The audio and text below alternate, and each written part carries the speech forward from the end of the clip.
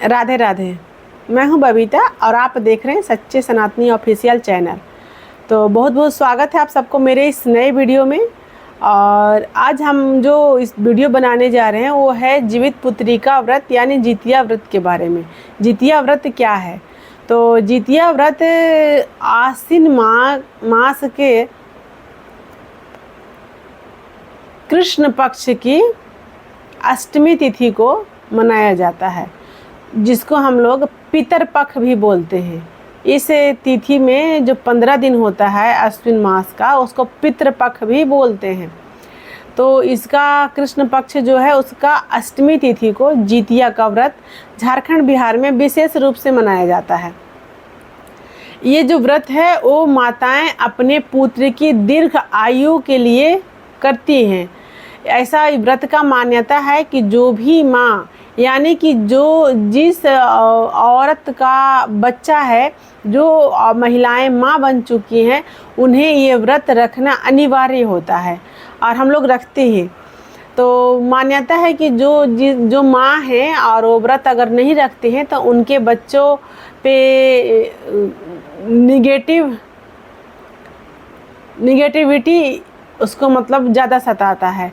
और जिसकी माँ जितिया का व्रत रखते हैं उनके बच्चे को दीर्घायु होता है और उन्हें कोई रोग दुख ज़्यादा नहीं होता। यानी बड़ा संकट आना अगर रहता है, लिखा होता है, तो वो लिखा हुआ संकट भी टल जाता है, ऐसा मान्यता है। यही आस्था और विश्वास के साथ हम माताएं जितिया का जीवित पुत्रिका का व्रत करते हैं। तो ये व्रत जो है वो 3 दिनों का होता है। ऐसे तो आप लोग जानते हैं कि हर व्रत 3 दिन का ही होता है। तो जितिया का व्रत जो है वो अष्टमी तिथि होता है शुक्ल कृष्ण पक्ष की, लेकिन उससे पहले 1 दिन पहले नहाय खाए होता है। तो नहाय खाए आप लोग सुने होंगे तो कैसा लग रहा होगा, नया शब्द है बाहरी लोगों के लिए। तो हमारे झारखंड बिहार में इसको नहाय खाए बोलते हैं। तो नहा के ही लोग हर दिन भोजन करते हैं, खाते हैं। लेकिन 1 दिन पहले का जो नहाए खाए इसलिए है क्योंकि नहाने खाने का कल का जो विधि है वो अलग है। तो 2024 में जितिया कब है? वो हम लोग के यहाँ 25 सितंबर को है और 24 सितंबर यानी कि कल 24 सितंबर को नहाए खाए है। तो नहाए खाए हम लोग कैसे करते हैं हम बताते हैं हम लोग अपने घर का। तो नहाए खाए में माताएं सुबह जल्दी नहा करके भोजन बनाने जाती हैं, प्रसाद। तो कल का जो प्रसाद है जितिया के नहाए खाए के जो पहला जो भोजन प्रसाद बनता है उसमें विशेष कर होता है मड़ुए की रोटी, मड़ुए की आटा की रोटी। मड़ुआ क्या है, बाज़ार में मिल जाता है मड़ुआ के आटा, उसका रोटी एकदम काला काला होता है। तो गाय के घी लगा करके और मड़ुए की रोटी। और रोटी कितने होते हैं, जितने बच्चे होते हैं हर बच्चे के लिए 1-1 रोटी और 2 रोटियां ऊपर में जाता है चिन्हों और सियारों के लिए। और माता भी जो है वो जितने माता के जो बच्चे हैं, अगर 2 बच्चे हैं तो 2 रोटी माता खाएगी, 4 बच्चे हैं तो 4 रोटी माता खाएगी। इसके अनुसार से रोटियां हमारे यहाँ बनती है। किसका? मड़ुआ के आटे की। और उसमें झींगी का भुंजिया ज़रूर बनता है। झींगी कुछ लोग आप लोग उसको तोरई बोलते होंगे, तो तोरई झींगी। और झींगी भी कौन वाला? झींगी के हम लोग के यहाँ मान्यता है सतपुतिया झींगी कौन होता है? एक झींगी होता है जो लंबा लंबा सा फल होता है उसमें, और जो बाज़ार में मिलता है हमेशा। और एक झींगी होता है जो लर में, एक ही लर में गुच्छा फलता है। एक लर का गुच्छा में मतलब 7 फलों का एक गुच्छा होता है तोरई का, झींगी का। तो उसी जो 7 गुच्छा वाला फरता है ना, वो बहुत छोटा छोटा फरता है, चिकना चिकना फरता है। तो वही सतपुतिया झींगी का मान्यता है। कहा जाता है कि जो माँ सतपुतिया झींगी का भुंजिया बनाती है और बच्चों को खिलाती है और खुद भी खाती है, चिन्हों सियारों को दे करके, भगवान के भोग लगा करके जो माताएं सतपुतिया झींगी खाती है, तो उसका बच्चा जो है वो सपूत होता है, यानी कि बदमाश नहीं होता है, एकदम सतपुत्र होता है, सतपुत होता है, सीधा होता है बच्चा, बदमाश नहीं होता। फिर कंदा का सब्जी, कंदा हम लोग के यहाँ तो उसको कंदा ही बोला जाता है, न जाने इसको कौन कौन भाषा में क्या लोग बोलते होंगे। ज़मीन के अंदर बैठता है, जिस प्रकार आलू होता है, ओल होता है, उसी प्रकार हमारे यहाँ कंदा होता है, जो ज़मीन के नीचे मोटा सा सब्जी होता है, लंबा सा मोटा सा आता है, वो कंदा हम लोग बोलते हैं। उस कंदे का सब्जी ज़रूर बनता है। क्यों? क्योंकि कहा जाता है कि कंदा का सब्जी खाने से बाल बच्चा कंदा जैसे होते हैं, मतलब मोटा मोटा और हेल्दी बच्चा होता है। कंदा का सब्जी माँ खाती है, बच्चों को भी खिलाती है, इसलिए कंदा का सब्जी ज़रूरी। तो कोहड़ा, कोहड़ा जो पूरा बड़ा सा होता है, यानी सब्जी में सबसे बड़ा अगर कोई सब्जी है तो कोहड़ा होता है, बड़ा सा कोहड़ा। हमारे यहाँ झारखंड बिहार में एकदम कम से कम 7-8 केजी 10 केजी का भी कोहड़ा फलता है, बड़ा सा लरी में। तो कोहड़ा, कोहड़ा का सब्जी इसलिए क्योंकि बच्चा भी अगर खाएगा, बच्चा की माँ खाएगी तो बच्चा उसका कोहड़ा जैसा होगा, यानी कि मोटा ताज़ा बच्चा रहेगा, पतला एकदम बच्चा नहीं होगा, ऐसा मान्यता है। और चने की दाल और ये अरवा चावल, इतना जो है वो भोजन प्रसाद बनता है। हाँ, एक नुनिया का साग होता है, नुनिया का साग यहाँ पे मिलता है, एकदम घास के जैसा दिखेगा, एकदम छोटा छोटा सा उसका पत्ता होता है, एकदम छोटा छोटा सा लरी टाइप का, और उसका साग बनता है। तो ये इतना चीज़ अनिवार्य होता है ये जितिया में। और जो कुछ लोग जो सौजी लोग होते हैं ना, तेली लोग, जो सौजी लोग, वो लोग तेल और खर्री क्या क्या कैसे कैसे उन लोग का अपना नियम होता है। उन लोग के यहाँ तेल और खर्री गिराने का नियम होता है, ऐसा हमारे यहाँ ये नियम नहीं है। तो ये चिन्हों और सियारों जो हैं, जब भोजन बनता है ना, तो छत के ऊपर दो पत्ते में, पत्ते क्या चीज़ का होता है? तोरई के पत्ते। झींगी का जो भुंजिया बनता है ना, वो झींगी के पत्ते पे, तोरई के पत्ते पे एक सारा भोजन को निकाल दिया जाता है, थोड़ा थोड़ा, एक एक रोटी, 2-2 रोटी मड़ुआ के आटे का, और सारा भोजन को निकाल करके और छत के ऊपर पानी दे करके रख दिया जाता है। किनकी? चिन्हों और सियारों आएंगी और वो भी नहाए खाए करेंगी, और वो फिर जो भोजन प्रसाद रखा था वो फिर चिड़िया उड़ियाँ खा जाती है छत पे।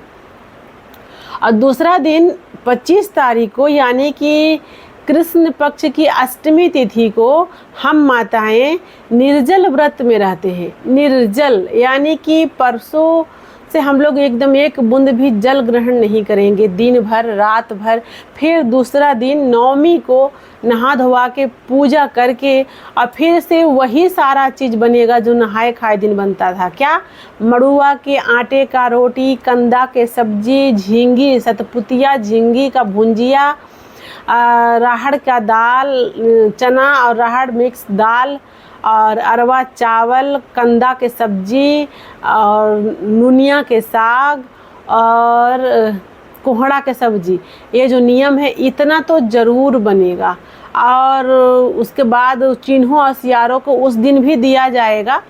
उसके बाद पारण होता है। अब पारण होने से पहले का जो नियम है जितिया व्रत का, वो ये है कि कल का दिन सूखा हुआ कुछ फूलने के लिए डाला जाता है, बीज। वो बीज को क्या बीज होता है? एक होता है छोटा मटर, हमारे यहाँ बोला जाता है, छोटा सा मटर का दाना, उसको बोलते हैं केराव मटर, छोटा सा मटर। तो मटर के दाना, जौ जिसको छील लिया जाता है, जौ को फूलने के लिए डाल दिया जाता है, उसको फिर छील लिया जाता है। तो जौ, मटर के दाना और चना और खीरा के बीज, ये खीरा होता है वो बहुत ही ज़्यादा ज़रूरी होता है। तो खीरा के बीज जो होता है ना, मोटा खीरा का जो अंदर का बीज, वो बीज ज़रूर उसको फूलने के लिए डाल दिया जाता है। और दूसरा, जब नवमी में जब पारण होता है ना, तो सुबह में सूर्य निकलने से पहले गाय के दूध से उसको, जितना बच्चा हो जहाँ रहते हैं माताएं के, उतना अलग अलग सब कुछ रख करके, और कोई एक दाना रखते हैं तो 5 चीज़ मिला करके 5 दाना हो गया, कोई 5 दाना रखते हैं तो सब मिला करके 25-30 दाना हो जाता है। वो सबको एक ही बार में घोट जाना है, यानी कि उसको चबाना नहीं है। चबाया नहीं जाता है। उसको मुंह में डालने के बाद पानी से उसको पानी से घोटा जाना चाहिए, एक ही घोट पानी में घोटा जाना चाहिए। अगर अटक गया तो उससे ये लगाया जाता है कि जो माता को अटक जाता है यानी कि उस बच्चा पे ग्रह ज़्यादा है, और जिस माता को आसान से पार हो जाता है उस बच्चे का भविष्य अच्छा माना जाता है, उसको पे ज़्यादा ग्रह गोचर नहीं होता है, ऐसा मान्यता है। और उसको चबाया बिल्कुल भी नहीं जाता है। इसी से जितिया व्रत का पारण होता है। उसके बाद जो भोजन प्रसाद बनता है उसको फिर चिन्हों और सियारों को छत पे निकाल दिया जाता है, और फिर उसको हम लोग खुद भी ग्रहण करके और पारण करते हैं। ये हमारा जितिया व्रत होता है। उसमें एक और विशेषता है, खीरा तो ज़रूर होता है, खीरा का पूजन। और बाकी आप जो बना सकते हैं आप बनाइए। कुछ लोग तो 11 प्रकार के सब्जियां बनाते हैं, 15 प्रकार के सब्जियां बनाते हैं, 21 प्रकार के सब्जियां बनाते हैं। तो जिनको में जितना सामर्थ्य है वो उतना प्रकार के भोजन बनाएंगे, नहाय खाए के दिन भी और पारण के दिन भी। पर इसमें ये नियम नहीं है कि एकदम 20-21 प्रकार के सब्जी बनाना ही है, ऐसा नियम नहीं है। हाँ, बहुत सारे लोग बहुत सारा सब्जी को एक ही में मिक्स करके बना देते हैं कि नियम पूरा हो गया कि बहुत सारा सब्जी है। बहुत से लोग अलग अलग बनाते हैं। तो ये सबका अपना अपना श्रद्धा, विश्वास और सामर्थ्य है। यहाँ एक होता है कि जितिया क्या होता है, तो कुछ लोग जितिया के धागा जो होता है गला में पहनते हैं, उस जितना बच्चा होता है उस धागा में उतना गांठ बनाया जाता है, और गांठ बना करके और उस धागे को पहले पूजा किया जाता है जितिया के दिन, और जितिया के दूसरा दिन पारण के दिन भी सुबह में पूजा किया जाता है। उसके बाद उस धागे को वो माँ जो व्रत की होती है वो गला में अपना धारण करती हैं। और कुछ माताएं जो हैं जिनके पास सामर्थ्य है चांदी का, तो वो चांदी का जितिया बनवाती हैं, और जिनके पास सामर्थ्य है सोने का तो सोने का जितिया बनाती हैं। तो जितिया क्या है, देखिए, जो लोग जानते होंगे वो लोग तो जानते ही होंगे, जो लोग नहीं जानते होंगे, माताएं, बहन, भाई जो मेरे वीडियो देखते होंगे, तो ये जो है ना, ये जितिया है। ये जो जितिया है इसको हम हमेशा गला में पहने हुए रहते हैं।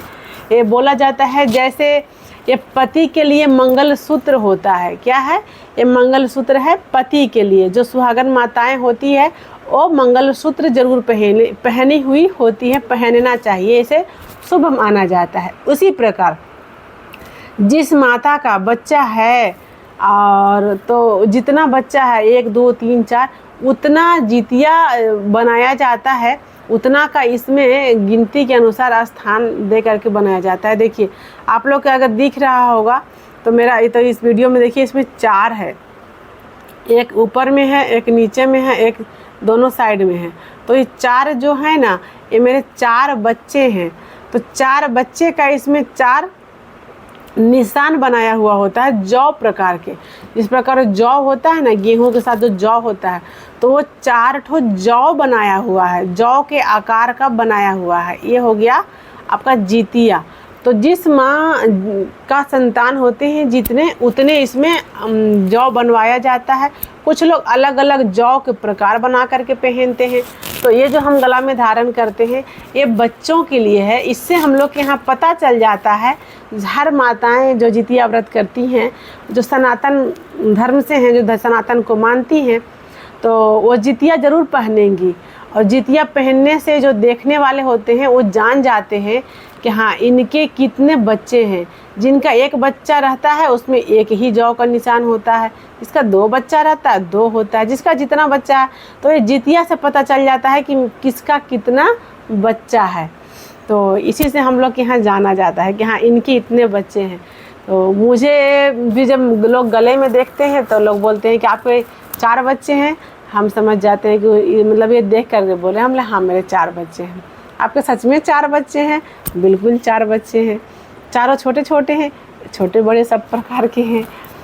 तो ये हो गया जितिया। और ये जो सोने का जो मोती में डाल करके बनाया जाता है, जो माताएं पहनती हैं, उसमें अब इसमें क्या होगा, कल जितिया के दिन परसों इसको खोल करके जो अंदर इसका जो धागा है, जिस धागा में ये गूथा हुआ है, तो ये धागा को चेंज करके यानी दूसरा धागा में हमको इसको गूँथ लेना होगा।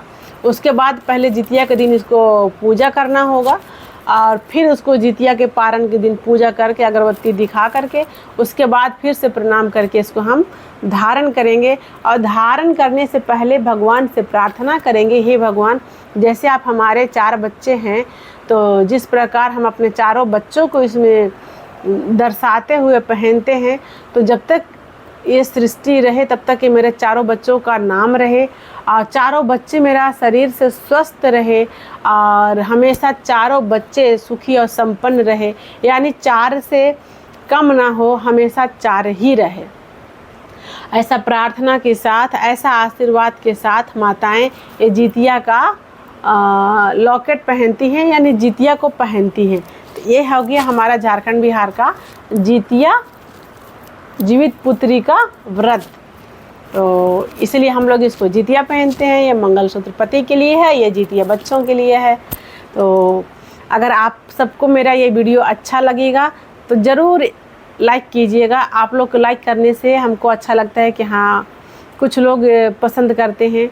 और अगर इस प्रकार का जानकारी चाहिए तो मेरा वीडियो को सब्सक्राइब कीजिएगा। बाकी आप वही कीजिएगा जो आपको अच्छा लगता है। राधे राधे, राधे राधे। वीडियो देखने के बाद लास्ट में लाइक सब्सक्राइब आपकी इच्छा है, पर राधे राधे राधे तो एक बार ज़रूर बोल दिया कीजिएगा। इसलिए प्रेम से बोलिए राधे राधे।